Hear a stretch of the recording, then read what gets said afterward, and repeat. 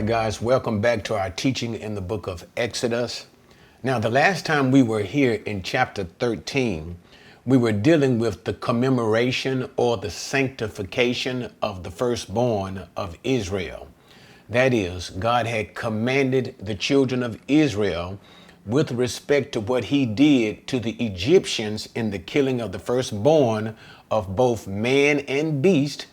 God commemorated this event with Israel, giving him the firstborn, that is their male firstborn, Israel's male firstborn, and by the sanctification, or should I say the offering of their firstborn of the animals. So therefore there's the firstborn of the male children and the firstborn of the animals that are given to commemorate the great event of what God did to the Egyptians in the death of the firstborn. All of this is in relationship to God's deliverance of Israel out of the land of Egypt. Again, it's kind of like, not to say a double commemoration, but it all speaks to God's great deliverance of Israel from the land of Egypt. For it was on the day that is Abib 15th, which is the day of unleavened bread. Unleavened bread, remember guys, lasts for 7 days, but it begins on the 15th. It was literally on the 15th of Abib. Sometimes you'll hear me say Nisan. Whether Abib or Nisan is the same Jewish month, the first month. And it was on this very day that God brought them, they began to march out of Egypt, and they into the time of their first days of freedom. Okay. Now, so basically in chapter 13, that was the gist of it, the commemoration of the firstborn. And this was to be done by way in which the Jews chose to do in a vehicle of remembrance. God told them to bind it upon their hand, to bind it upon between their eyes, on their forehead. The Jews chose to commemorate that, and the scriptures may have possibly been stating to bind those phylacteries or tefillin, those devices. We talked about all of that in chapter 13, upon the little black boxes on their foreheads, to the which they had 4 passage of scriptures in. And this was done as a memory device for the children of Israel, and so that they could teach successive generations of what God had done for them in bringing them out of the land of Egypt. And basically the chapter ended with the sense of God's provision and care for them, and that God would be in the cloud leading the children of Israel. Now that will be, I wouldn't say more important, but we'll begin to see even more of the importance of this cloud, not only simply the Shekinah glory, but the presence of the angel of God in that cloud. But God began with this cloud to lead the children of Israel. And so the last time we saw them, I think they were heading in some sort of a southeasterly direction, I believe it was. But we're going to see, as we move into chapter 14, God himself is going to direct the change of pattern for the movement of the children of Israel. So without any further ado, so we won't get into that, let's get into chapter 14. Now the Lord spoke to Moses, saying, "Tell the sons of Israel to turn back and camp before Pi-hahiroth, between Migdol and the sea. You shall camp in front of Baal Zephon, opposite it, by the sea. For Pharaoh will say of the sons of Israel, they are wandering aimlessly in the land. The wilderness has shut them in. Thus I will harden Pharaoh's heart, and he will chase after them. And I will be honored through Pharaoh and all his army. And the Egyptians will know that I am the Lord." And they did so. Okay, so we began chapter 14 with the commandment of God. Now, I'm not going to try to get into all of the geographical locations of these particular places. They have a sense of importance, but it's not that importance for you to understand what God is saying to Moses and in the scriptures. Okay, so I'm not going to hone in on all those geographical locations. But the point to remember is In verse number 2, what God is directing Moses to do is to change directions. Okay, with the directions that they were heading in at the present time. That's the right idea. At the present direction that they were heading in out of Sukkoth from the city of Ramesses. They were heading in this, I think it was a southeasterly direction. Now God tells them to change direction. And the direction here seems to be a northeasterly direction. And so now they seem to be going in one direction and all of a sudden change. Now you got to remember in chapter 13, the last thing we talked about is the manner in which God led them as they were continuing their journey out of Egypt. And God had said that he led them by way of the Philistines because he did not want the children of Israel to travel on commonly traveled roads by the Egyptians, because the Egyptians would have garrisons. They would have little regiments of soldiers at certain points along the road. And also there would be other fortified cities to which the Israelites would pass. And so the Israelite slaves would not have any interaction between Egyptian soldiers.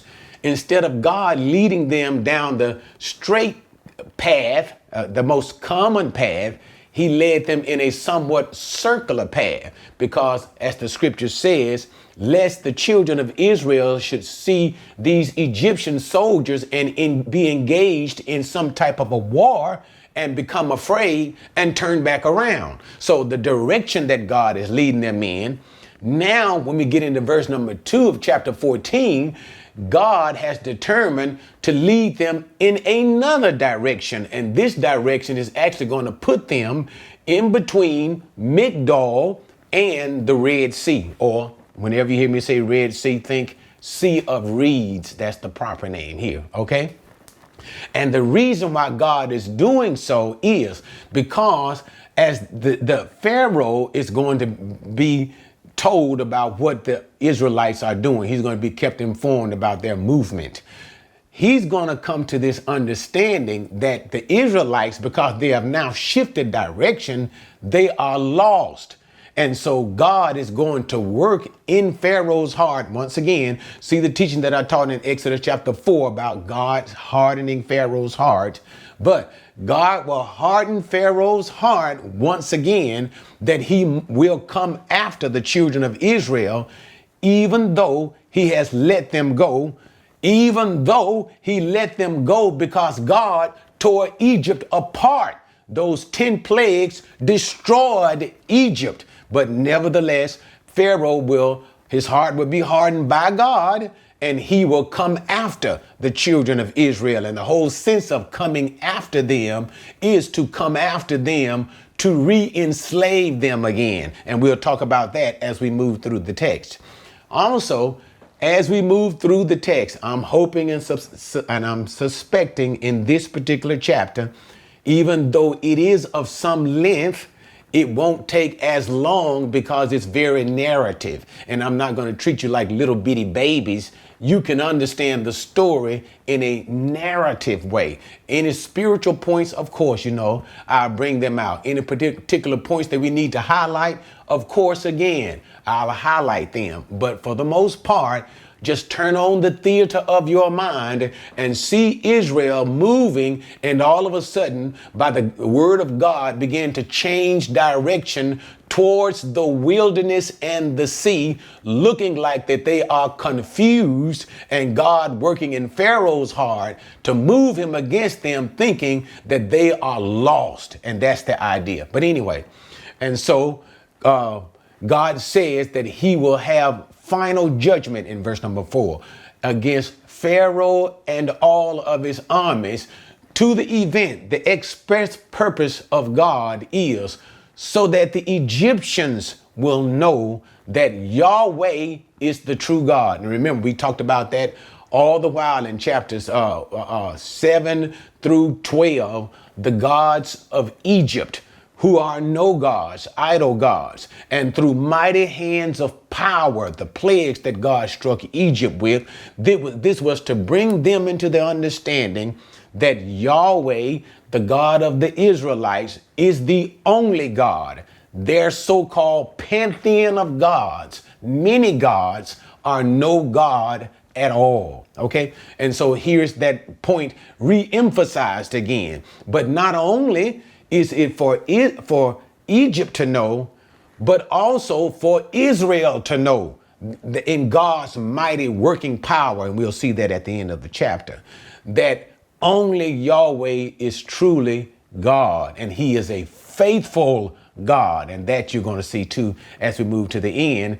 And let me also add, this is the intent of God, although it's not spoken in direct terms everywhere, that God did these miraculous events because the nature, what God had done, has spread all throughout the other nations, Gentile nations of the world, that they too may know that such a God who can work wonders, such wonders that have never been heard in all the world, that God is truly God. So encapsulate all of that into your thinking when God says, so that this or that person or that group will know that I am the Lord. Okay, so encapsulate that God is doing all of these things that the world may know there is only one true God, God of Abraham, Isaac, Jacob, God of Israel. Okay, all right, verse 5. When the king of Egypt was told that the people had fled, Pharaoh and his servants had a change of heart toward the people.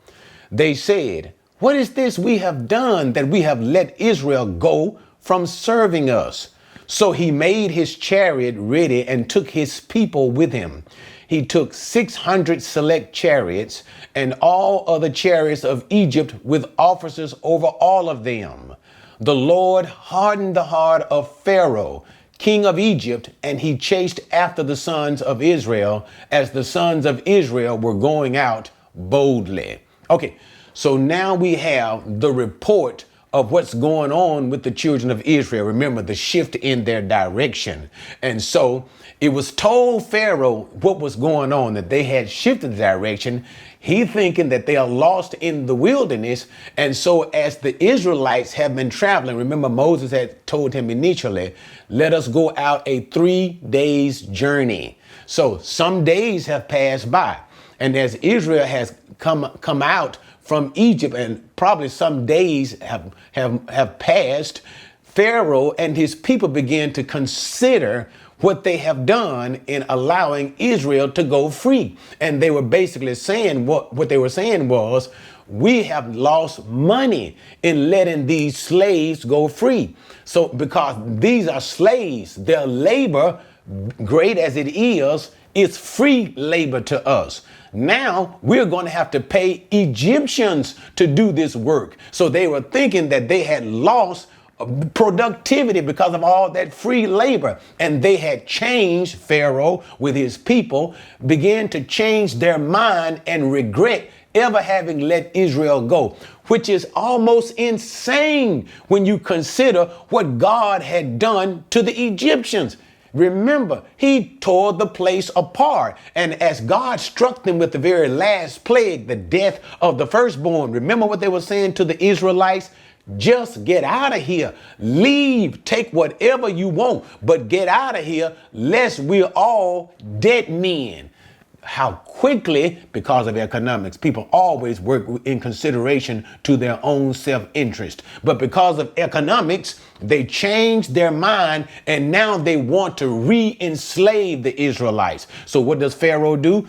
He responds to this by preparing his chariots as well as 600 chariots, that is 600 particular of his best chariots of the Egyptian armies, as well as set over the captains of hosts. They also too have chariots. So he prepares the best of his army to pursue after the Israelites in the wilderness. Now, another thing that you have to remember concerning Egypt, and I just make this point briefly, it is the chariots of Egypt that gave them their military prowess and strength and domination over the rest of the nation. That's one of the reasons why their military was more dominant than any other military in the world at this time, because of their chariots. Now, the reason why I bring this particular point out is that you're going to see that once they enter into the Sea of Reeds, their chariots will be overcome with water, and this will have an adverse effect on Egypt's military power. So therefore, Egypt will be, by this point of what's going to happen, I'm a little ahead of myself, but I'm bringing out the issue of the chariots. But Egypt will lose their dominance and power as a military force because of the destruction of their best of their military, as well as these great chariots that you see here. So that's what's important here. Okay. But nevertheless, so with a military arrangement with him, Pharaoh pursues the Israelites in the wilderness as they were leaving from out of Egypt. Verse 9.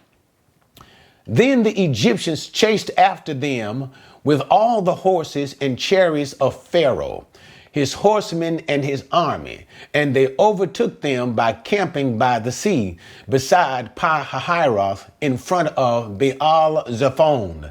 As Pharaoh drew near, the sons of Israel looked, and behold, the Egyptians were marching after them, and they became very frightened. So the sons of Israel cried out to the Lord. Then they said to Moses, "Is it because there were no graves in Egypt that you have taken us away to die in the wilderness? Why have you dealt with us in this way, bringing us out of Egypt? Is this not the word that we spoke to you in Egypt, saying, 'Leave us alone, that we may serve the Egyptians'? For it would have been better for us to serve the Egyptians than to die in the wilderness." Okay, let me deal with this section, and I'm going to try not to become emotional and just teach and not do a whole lot of preaching, but this makes me hot as a 6-shooter. But let's go on.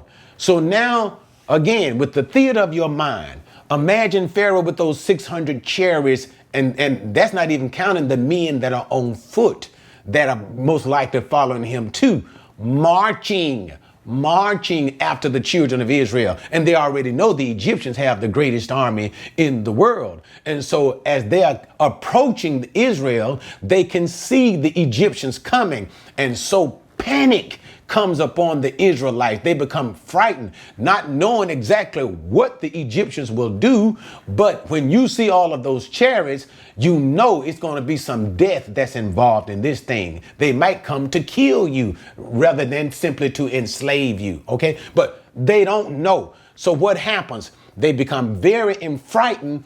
And the first, we see two things. They begin to cry out to the Lord. This is the appropriate response when you are afraid, when you don't know what to do, when the enemy has come upon you like a flood.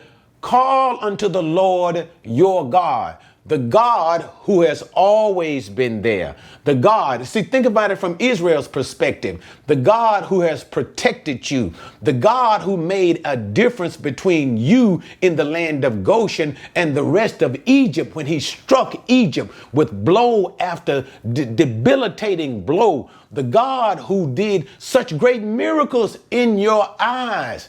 Call upon him, for he is able to deliver you. He has already shown you 10 times he is a God of power, and that there is no other God who can deliver like he can. So I understand things happen, and I understand sometimes we become afraid. But remember who our God is, that he is able and willing, if it is according to his will, to deliver. It's all right. Fall into God's hand. Okay, and that's what Moses is going to tell them too. But I'm not going to do much preaching here. And so we got one group, and that's the way I see this. One who's faithful in remembrance, calling out to God for God's help. And then we have another particular group, and that's what it seems like. It doesn't seem like the people are flashing from one to another. although it possibly may be. But then here we have what? Another instance of them crying out to Moses, and now they are crying out to Moses completely different, but with complaint. Now let's look at the complaints. Look at what they said. Were there no graves in Egypt that you had to bring us out into the wilderness? In other words, weren't there enough space for graves where we could have just died while we were slaves in Egypt under the brutal treatment of the Egyptians as they treated us like dog slaves? Weren't there enough places of graves where we could have died there? But instead, Moses, look what you did. You brought us out here in the middle of nowhere. I guess, but you brought us out here because there's enough space for graves. So now we can be buried out here in this wide open nothingness. Can't you see the nastiness that comes from them, the unappreciativeness, and most of all, the unbelief, the faithlessness? And you'll see that. I don't want to get into it. I want to move through the text. But you will see this as we get into the book later on of Exodus and Numbers, what they call the wilderness wandering. You will see this coming and going all the time of Israel's faithlessness, of their murmuring, their complaining, and their unbelief. No matter what God has done for them, they still do not believe. And it will be for this reason that God will kill this generation and allow them, cause them to die in the wilderness in the space of 40 years. And he will give the promised land to a new generation. But I ain't going to even get into that. Numbers chapter 14. But anyway, again, let's continue on.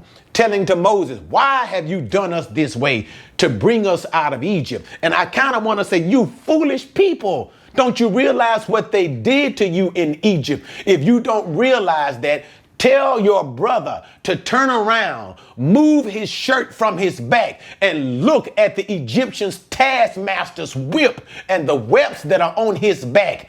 Don't you remember what they did to you in Egypt?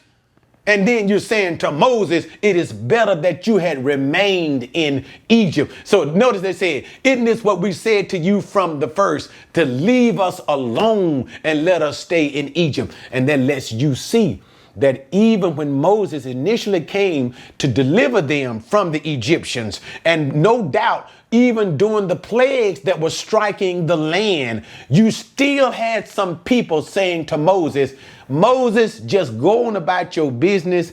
Let us stay as slaves in Egypt because we don't want to be fooling with you with all of this stuff. And so now they are throwing this back in Moses' face. Didn't we tell you the first time, leave us alone? It's better to stay slaves in Egypt than to deal with this mess, especially now to be killed by Pharaoh and his army. And this is basically what we're saying, to die in the wilderness. They're going to come out to kill us, Moses. And you know why they're going to kill us? It's all your fault. You should have left us in Egypt. You can understand Moses would probably get hot, but he was guided by the Spirit. And he counseled them calmly and succinctly in what to do. Let's see what Moses said. Verse 13. But Moses said to the people, do not fear, stand by, or stand still, stand firm, and see the salvation of the Lord, which he will accomplish for you today. For the Egyptians whom you have seen today, you will never see them again. The Lord will fight for you while you keep silent. Then the Lord said to Moses, why are you crying out to me? Tell the sons of Israel to go forward. And as for you, lift your staff, stretch out your hand over the sea and divide it. And the sons of Israel shall go through the midst of the sea on dry land. As for me, behold, I will harden the hearts of the Egyptians so that they will go in after them, and I will be honored through Pharaoh and all his army, through his chariots and his horsemen. Then the Egyptians will know that I am the Lord when I am honored through Pharaoh, through his chariots and his horsemen. Okay, let's look at the response of Moses and the continuing directions from God. So they came to Moses in these final complaints, wagging their fingers at Moses, saying, we told you to leave us alone. It would have been better to stay in Egypt instead of coming out here and be killed in the wilderness. Moses simply says to the people, shut your mouth. He tells them, stand still, stand firm. And in that, Moses is telling the people, hold faith, keep your faith in God, calm down, keep silent, trust the Lord for deliverance. And then he continues to say, for these Egyptians, these Pharaoh, his horsemen and his chariot that you are afraid of to the point of death, you will see them never again. He says, why? The Lord himself will fight for you. And I'm going to calm down, but this principle will be seen for Israel. Basically, it will be for the history of Israel, especially as they are coming into the promised land. And remember, those 7 Canaanite nations,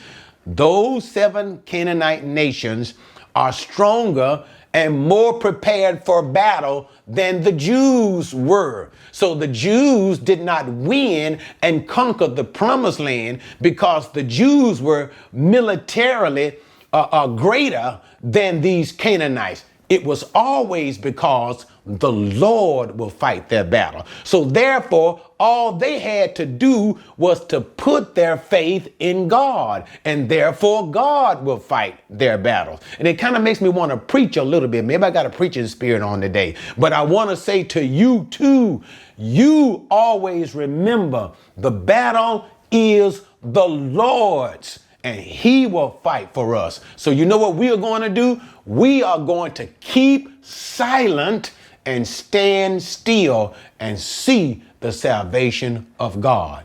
God will deliver. Remember what the Hebrew boys said when they were placed into the furnace of fire, and they said, all right, you bow. If you do not bow, we're going to throw you into the fire. And how did they respond to Nebuchadnezzar? They said, this is our response. Hear me clearly, King Nebuchadnezzar. We will never bow unto you as if you are a god. But know this one thing, whether the Lord chooses to deliver us or not, we will not bow. But notice the point that they made, whether the Lord chooses to deliver or not. And this is the mindset for all of God's people.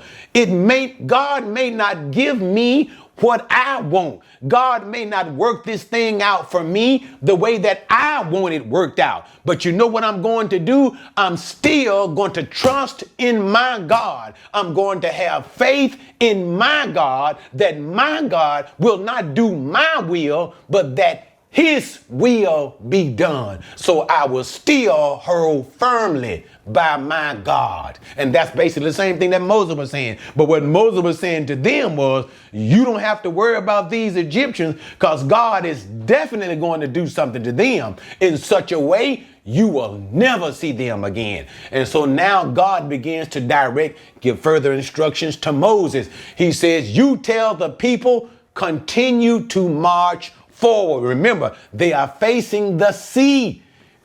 Keep marching toward the waters. And he says, and as for you, Moses, I want you to split the sea. I like what he says right there. He just tells Moses as if it's something that he's going to do. Just lift your hand with that staff in your hand and divide the sea. Just do it. Just divide the sea, Moses. It's like there's nothing for you to do. But nevertheless, this is the direction of God, because God is going to accomplish something greatly. He says, so he's going to cause the sea to divide. allowing the children of Israel to march through on dry ground. And he's going to, and with this great miracle, you have to understand it now. Instead of Pharaoh and his armies getting afraid and saying, oh, I don't know if I want to go into that. I don't know if I want to follow them into that. God says what? I'm going to harden Pharaoh's heart, harden his people's heart, so that common sense is not going to work. They are going to even follow the children of Israel in their mad pursuit, even into the sea that God is going to split before the children of Israel. Anyway, and so he says God will ultimately have his revenge, his vengeance, justice upon Pharaoh and all of the armies of the Pharaoh, so that all of Egypt will know once again that wonderful thing, that Yahweh, the God of the Israelites, is the only true God when God does this miracle. Verse 19. The angel of God, who had been going before the camp of Israel, moved and went behind them, and the pillar of cloud moved from before them and stood behind them. So it came between the camp of Egypt and the camp of Israel, and there was a cloud along with the darkness, yet it gave light at night. Thus the one did not come near the other all night. Then Moses stretched out his hand over the sea, and the Lord swept the sea back by a strong east wind all night and turned the sea into dry land. So the waters were divided. The sons of Israel went through the midst of the sea on the dry land, and the waters were like a wall to them on their right hand and on their left hand. Okay, so now, what happens now? Imagine the theater in your mind is still going. The armies of Pharaoh beginning to approach closer and closer. Remember what it talked about at the end of chapter 13 about that cloud that was leading the children of Israel. And now it lets us see that not only was it simply a cloud that was leading the children of Israel, but also there was an angel of God in the cloud. Now, whether this is Jesus Christ, and we know this is a theophany. That's what we mean by a theophany. That is a manifestation of God. And the only Jesus was, okay, slowing it down. Whenever there's a manifestation, a visible manifestation, especially in the sense of a person, like angel of the Lord, okay? It is always Jesus whenever there's a manifestation of God in this sense. Remember, as we've told you before, why? No man has seen God the Father at any time. So therefore, if God is being seen or manifested, it is the Son of God, second person of the Trinity. Now, we don't know if this is Jesus here or not that's called the angel of God, or this is simply an angel. Nevertheless, it is the cloud that was leading them and an angel that is in the cloud. What does he do? He performs, he creates a protective barrier between the armies of Egypt and Israel. They are separated by this cloud. And when it comes time for camping time, when they settle down and nobody's walking, sooner or later you stop walking. But nevertheless, as the Israelites camped, the cloud separated the Egyptians. See, it is protecting them, not allowing the Egyptians to draw near to them. So it protected them with this impenetrable cloud. And what the cloud did at night, it turned the Egyptian side into absolute darkness. But for the Israelite side, it provided light to the Israelites. So we saw God in his, once again, or should I say, continuing protection of his people. This is now being manifested by the cloud, that Shekinah glory cloud that we're seeing here. So what happens then? Moses, of course, he stretches out his hand according to the command that God had given him. And God causes an east wind to blow all through the night. And it not only separates the sea, but it causes a supernatural event to take place. Because here's what you got to remember. The sea, the walls of the water began to mount up. So it not only just simply separated, blew the water out until it just made it disperse somewhere further down beyond the normal banks. That's not what it seems to take place here. But this particular supernatural wind is not only splitting the sea, but it's causing the walls to mount. So imagine a wall of water. And as you're passing through, if you're on the edge. So let me calm down. This was not narrow. Remember, the children of Israel numbered upwards of 2 million, possibly even above that number. So about 2 million people. So the path that God had created in the Sea of Reeds was not some normal path. It was a great path. It was huge. So again, the power of that miracle, and then to cause the seafloor, which was normally inundated with water, of course you would think it would be muddy, but what did God do again? He dried all of that area up. It's amazing to consider that. And then what I was about to initially say, imagine if you were an Israelite marching through the path that God has created for you, and you were near, not in the middle, but near the wall of water, and you looked at that wall, that water, and saw that water just sitting there like a solid wall. And I can imagine, you know what I would have done? I would have stuck my finger in it. I'd have stuck my finger in it. Imagine the amazement to find out it is still water. And the power of God is maintaining, is just simply holding it. Just holding it. Now, do you see why that is one of the greatest miracles of their deliverance? But anyway, so this is what happened. Wall of water on the right hand and on the left hand as the children of Israel marched through in formation on dry ground. Verse 23. Then the Egyptians took up the pursuit, and all of Pharaoh's horses, his chariots, his horsemen went in after them into the midst of the sea. At the morning watch, the Lord looked down on the army of the Egyptians through the pillar of fire and cloud and brought the army of the Egyptians into confusion. He caused their chariot wheels to swerve, and he made them drive with difficulty. So the Egyptians said, "Let us flee from Israel, for the Lord is fighting for them against the Egyptians." Let's look at that. So what happened?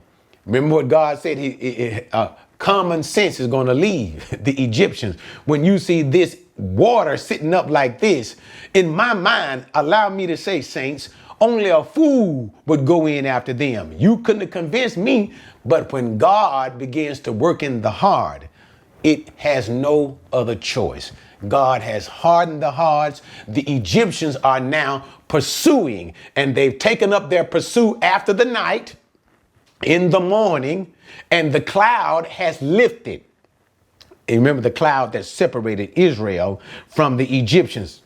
It is now lifted once again, leading the children of Israel as they themselves are passing through. There is still a space between the Egyptians and Israel. So Pharaoh tells them, all right, now let's start to pursue. Let's start to pursue. So he begins to pursue in the morning. So now the angel of God begins to look through that cloud of fire, and he looks and sees Pharaoh's army in pursuit in the Sea of Reed as they're coming into the waters that have been divided. The war, they're still standing. Those waves are still standing as walls, and Pharaoh's pursuing. So God begins to slow down his pursuit so he can't catch up with the tail end of the Israelites. You get it? Giving Israel a chance to completely pass through the Sea of Reed and come completely to the other side. Pharaoh has the chariots with horses. They can move at rapid pace. So what does God do? He slows them down. And we see in Psalm chapter 7, Psalm number 77, what God did in order to slow him down. He caused a drastic rain to happen. He made lightnings, and he caused the earthquake, and he caused the wheels to get stuck, because if it starts to rain, massive rain and lightning and the earth shaking, you can see the chariot wheels beginning to get stuck, hard to travel, and to swerve and fall off. So therefore, he slowed down the pursuit of the Egyptians. So what happens as all of this is happening to the Egyptians? The men, the soldiers of the Egyptians, begin to recognize this ain't no happenstance. This is being done by the God of the Hebrews. And they remember what the God of the Hebrews did to them with those 10 plagues in Egypt. So they begin to complain to the Pharaoh and begin to say, let us leave. This is not going to happen. This is not going to work out well for us. Why? Can't you see their God is fighting for them? They're fighting us against them. This is not just some stuff happening. This is their God working against us. But nevertheless, their mind, the mind of Pharaoh, was set to pursue them and overtake them. Verse number 26. Let's move with the narrative. Then the Lord said to Moses, stretch out your hand over the sea, so that the waters may come back over the Egyptians, over their chariots and their horsemen.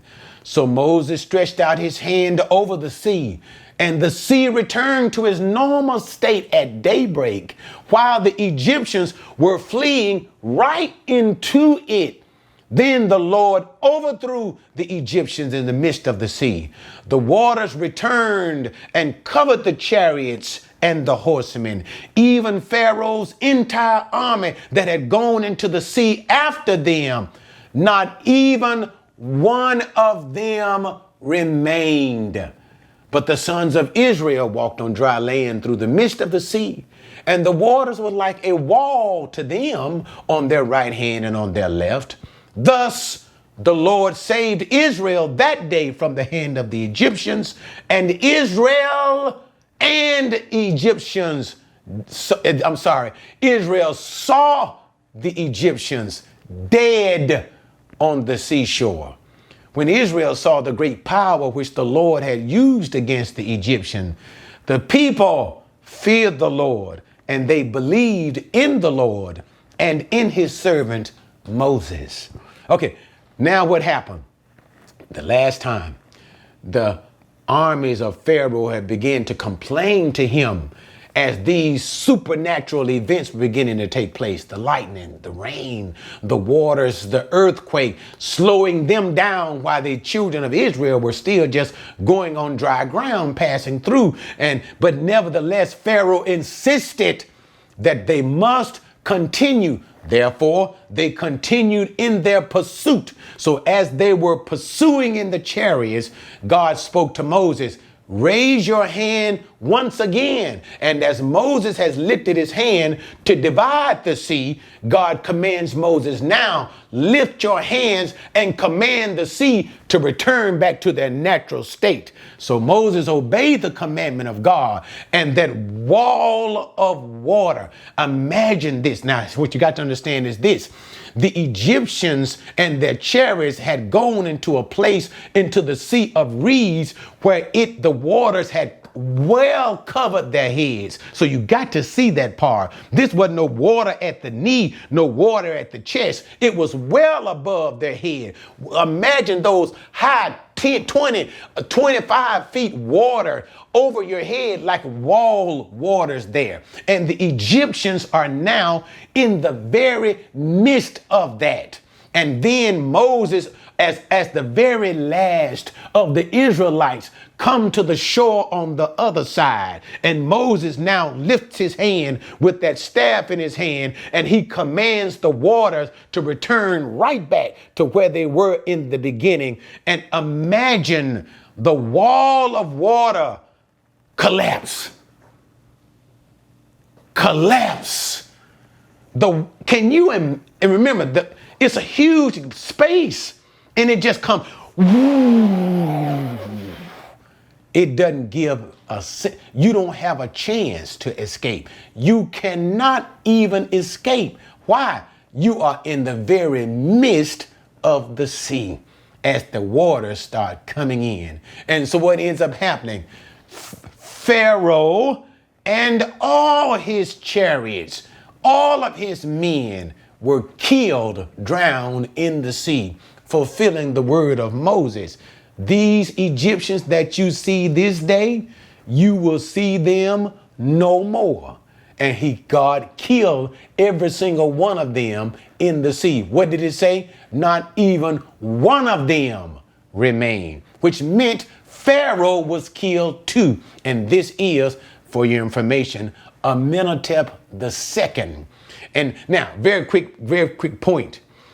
I believe that in Egypt, they keep the sarcophagus of the pharaohs. But when it comes to the sarcophagus of Amenhotep II, this one is missing. Why? Because Amenhotep II's body was missing.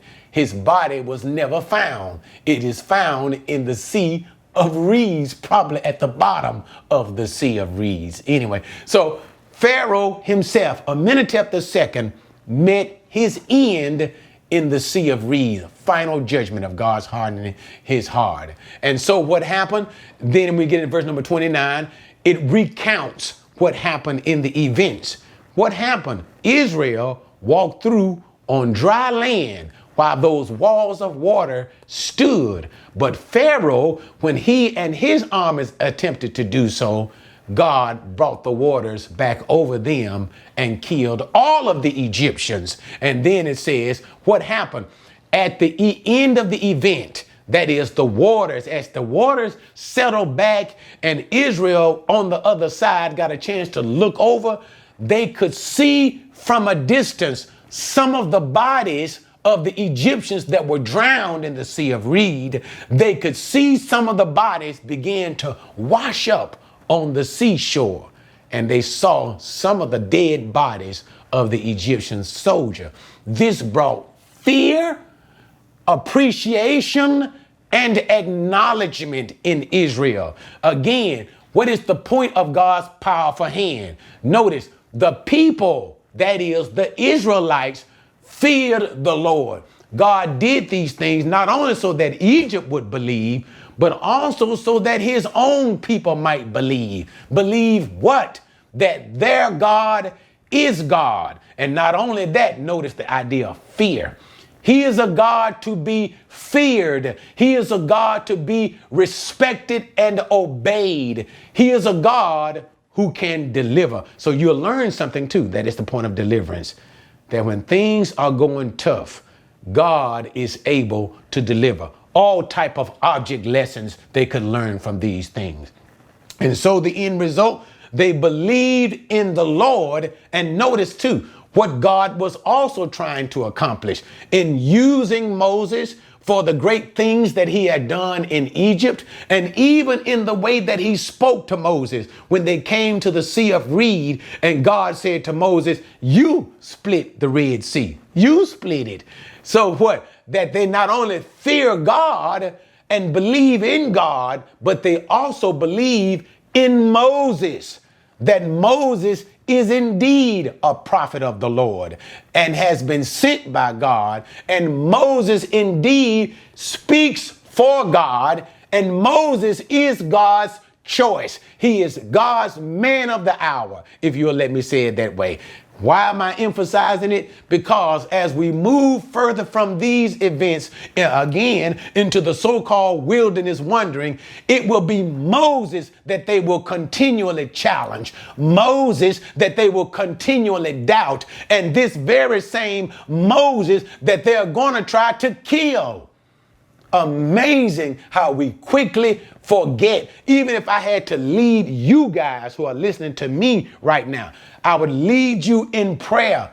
Lord, help me to remember the things that you have done in my lifetime. Because if I remember them as I should remember them, then I will continue to live as I should live and not have emotional highs. Notice what I said, emotional high. That means the thing that's happening at the moment, I feel good, I get energized, my emotions are moved at that time. But later on in life, a little bit up the road, I begin to be contrary. I begin to act in unbelief. I begin to question God. We don't need emotional highs. We need firm trust in God. What did Moses say again? Stand still, hold your peace, and see the salvation of God. All right, guys, enough of that. I love chapter 14, but join me next time as the children of Israel, as well as Moses, that is even being led by Moses, consider this last great act on the Egyptians, the Red Sea, drowning in the Red Sea, as they consider these events and begin to worship the Lord in song. All right, guys, thanks for joining me on that one. See you next time.